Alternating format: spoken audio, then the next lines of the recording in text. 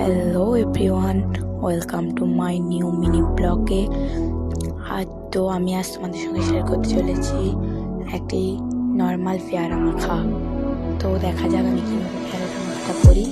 তার জন্য ফার্স্ট গাছ থেকে পেরে নিলাম কয়েকটি পেয়ারা। তারপর পেয়ারাগুলোকে জল দিয়ে ভালো করে নেড়ে ছেড়ে ধুয়ে নিলাম।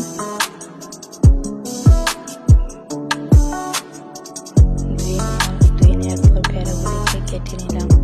কেটে নিয়ে তার উপর হালকা করে একটু লবণ ছড়িয়ে দিলাম।